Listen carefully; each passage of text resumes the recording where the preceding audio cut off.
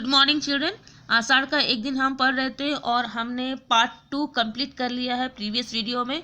अब हम part 3 start कर रहे हैं। आपका जो पोर्शन है पेज नंबर 90 तक है, जिसमें पार्ट 3 का फर्स्ट 4 पेज आ रहे हैं। ठीक है, तो मैं आपको पार्ट 3 यहाँ से पढ़ा रही हूँ। पार्ट 1 और पार्ट 2 हम लोग कंप्लीट कर चुके हैं, इसलिए आपको पार्ट 1 और पार्ट 2 की पूरी स्टोरी को जानना ज़रूरी है और पूरी स्टोरी आपको जानना भी चाहिए और उसके बारे में ज्ञान भी होना चाहिए। ठीक है, तो पार्ट 3 देखते हैं क्या हुआ। पार्ट 3 में कुछ और वर्षों के बाद, माने अब कुछ और वर्ष बीत गए, उसके बाद में क्या हुआ स्टोरी में परिवर्तन। ठीक है, वर्षा और मेघ गर्जन का शब्द, पर्दा उठने पर वही प्रकोष्ठ, एक दीपक जल रहा है। प्रकोष्ठ की स्थिति में पहले से बहुत अंतर दिखाई देता है। क्या दिखाया गया है? फिर से पार्ट 3 में दिखाया गया बहुत तेज वर्षा हो रही है, गर्जन हो रही है और दिखाया गया एक प्रकोष्ठ दिखाया गया, एक रूम दिखाया गया है, उसमें दीपक जल रहा है और प्रकोष्ठ की पहले से स्थिति जो अंतर, मैंने जो रूम की स्थिति जो है पहले से कुछ डिफरेंट दिखाई दे रही है। सब कुछ जर्जर और अस्त व्यस्त है। ठीक है, उन्हें सब कुछ बिखरा हुआ है। कुंभ केवल एक ही है और उसका भी कोना टूटा है। आसन अपने स्थान से हटा हुआ है और उस पर अब बाग छाल नहीं है। मतलब अब सामान जो है वो भी कम हो गए हैं, क्योंकि बहुत सारे सामान जो है बेचने भी पड़े थे मल्लिका को। ठीक है, पैसों के लिए। दीवारों पर से स्वास्तिक आदि के चिन्ह लगभग बुझ चुके हैं। चूल्हे के पास केवल 2 बर्तन है जिस पर स्याही चढ़ी है। एक कोने में फटे मैले वस्त्र एकत्रित, मैंने सब घर जो है अस्त व्यस्त है।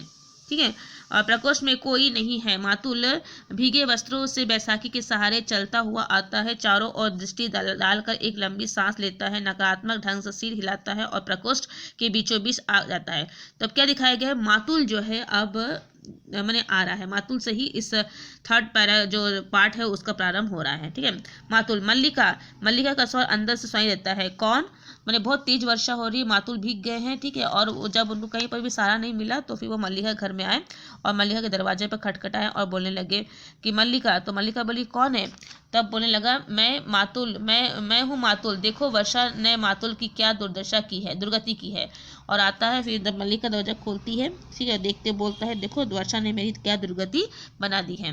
मल्लिका आर्य मातुल आप इस वर्षा में?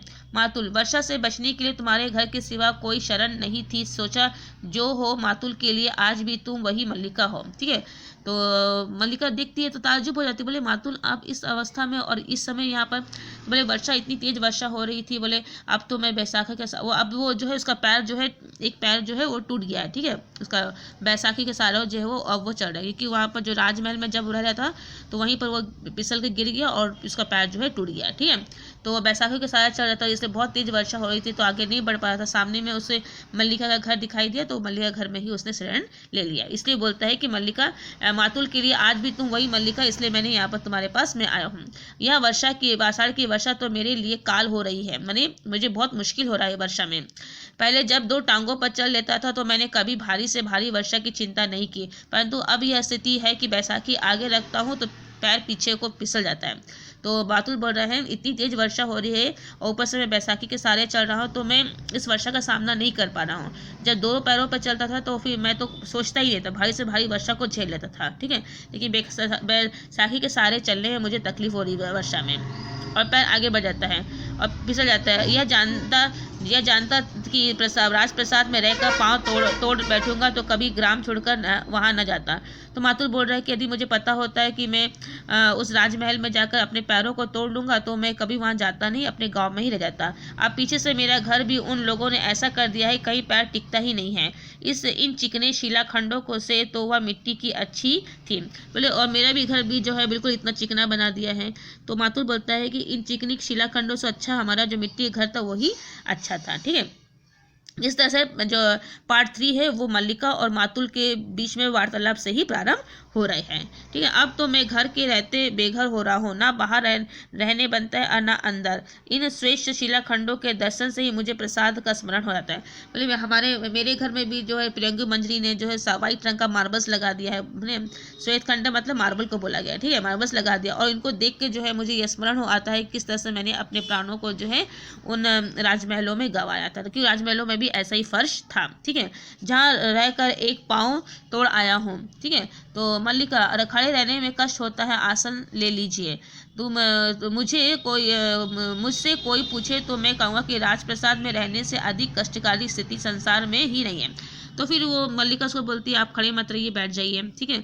तो मातुल फिर बोलने लगता है कि बोले राजमहल में रहना बोले सबसे कष्टकारी होता है, ठीक है। आप आगे देखते हैं तो प्रतिहारी ही जा रहे हैं, बोले जब भी देखो बोले कोई ना कोई बॉडीगार्ड, प्रतिहारी में जो बॉडीगार्ड है उसको बोला गया है, आपके पीछे आगे बॉडीगार्ड ही रहते हैं, पीछे देखते हैं तो प्रतिहारी जा रहे हैं। सच कहता हूँ मुझे अभी पता ही नहीं चला कि प्रतिहारी मेरे पीछे चल रहे हैं कि मैं प्रतिहारियों के पीछे चल रहा हूँ। तो मातुल बोल रहा है मुझे पता ही कि मैं मेरे पीछे बॉडीगार्ड चल रहे हैं कि बॉडीगार्ड के पीछे मैं चल रहा हूँ, ठीक है। इससे भी कष्टकारी स्थिति यह थी कि इन व्यक्तियों को देखकर मेरा आदर से सिर झुकने को मन करता था, पर वे मेरे सामने सिर झुकाते थे। और दूसरी बात ये थी कि ये तो अनुचर थे हमारे, जो बॉडीगार्ड थे, तो हमेशा हमारे सामने सिर झुकाते थे और ये सब मुझे बिल्कुल अच्छा नहीं लगता था। बताओ मातुल में ऐसा क्या है जिसके आगे कोई सिर झुकाए? मातुल न देवी है, न देवता है, न पंडित है, न राजा है, तो फिर क्यों कोई सिर झुकाकर मातुल की वंदना करे? परंतु नहीं, लोग मातुल की तो क्या मातुल के शरीर से उतरे वस्त्रों तक की वंदना करने को प्रस्तुत हैं। तो मातुल यहाँ पर अपनी थोड़ी बड़ाई कर रहा है, ठीक है, कि मेरे जो शरीर के जो वस्त्र होते हैं वो भी मैं खोल के जब रख देता हूँ तो उसको भी लोग जो है वंदना करते हैं, उसकी प्रशंसा करते हैं, मेरे सामने सर झुकाते हैं। मैं बार बार अपने को छू कर देखता था कि मेरा शरीर हार्ड मांस का ही है या ये चिकने पत्थर का हो गया है, जैसे मंदिरों में देवी देवताओं का होता है। यहाँ आकर सबसे बड़ा सुख यही है कि ना कोई झुक कर मेरी वंदना करता और ना मुझे भ्रम होता है कि मैं आगे चल रहा हूँ या प्रतिहारी आगे चल रहे हैं, केवल यह वर्षा मुझसे सही नहीं जाती। तो इस तरह से मातुल जो है अपना बता रहा है कि गांव में आके मुझे बहुत अच्छा लग रहा है, ठीक है, और लेकिन मुझे कष्ट सिर्फ इससे हो रही है कि इतनी जो भारी वर्षा हो रही है, इस वर्षा का मैं सामना नहीं कर पा रहा हूँ। बस सूखने के लिए आग जला दूँ? तो मल्लिका बोलती है आपके वस्त्र गीले हो गए हैं तो उसको सुखाने के लिए आग जला दूँ क्या? तब मातुल बोलता है तुमने घर की क्या अवस्था कर रखी है? अंबिका के ना रहने से घर की अवस्था ही नहीं रही, मतलब अब अंबिका की मृत्यु हो गई है, ठीक है। मैंने पार्ट 2 में ही अंबिका की मृत्यु हो गई है। यह ठीक नहीं है, यह ठीक है कि प्रियंगु मंजी तुमसे कुछ वस्त्र और स्वर्ण मुद्राएं भिजवाई थी तो तुमने लौटा दी, ठीक है। तो फिर उसको बोलता है तुमने ये क्या घर की अवस्था बना दी है, बोले, और जब से अंबिका गई है तो घर की अवस्था और भी खराब हो गई है, और यह प्रियंगु मंजी ने तुम्हें कुछ वस्त्र और मुद्राएं भिजवाई थी, तुमने उसे क्यों वापस कर दिया? मल्लिका मुझे उनकी आवश्यकता नहीं थी और इस घर के परिसंस्कार के लिए भी उसने स्थापतियों से कहा था, मैंने किसी परिसंस्कार की बात नहीं की थी। तो मातुल बोलता है कि वो घर भी बनाने की बात कर रही थी। तो मल्लिका बोलती थी कि मैंने किसी भी उन्हें कोई भी घर बनाने के लिए भी नहीं कहा है। मातुल नहीं वर्षा मैंने किसी आग जला दूँ? फिर उसको बोलती है मैं आपके लिए आग जला दूँ? मातुल बोलता नहीं, वर्षा थम रही है, हल्की हल्की बूंदें, किसी तरह घिसटता हुआ घर पहुंच जाऊं तो वही वस्त्र सुखाऊंगा, फिर धरासर बरसने लगा तो बस। तो मातुल बोलता है नहीं तुम आग मत जलाओ, वर्षा थमने वाली है, इसी बीच में निकल जाता हूँ, यदि फिर से बहुत तेज बारिश हो गई तो फिर मैं और निकल नहीं पाऊंगा, ठीक है, घर में जाकर ही अपने वस्त्र सुखाऊंगा। तुमने कश्मीर का कुछ समाचार सुना है?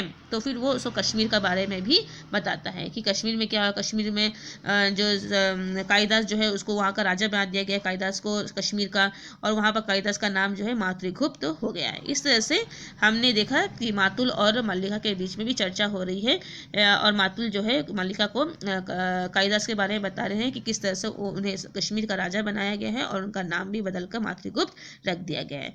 तो पेज नंबर 90 तक आपका पोर्शन था और मैंने आपको यहाँ तक पढ़ा दिया है, ठीक है। अब आप देखिए ड्रामा, पढ़िए, समझने में कोई समस्या होती है तो मुझे ज़रूर इन्फॉर्म कीजिएगा, ठीक है। Thank you.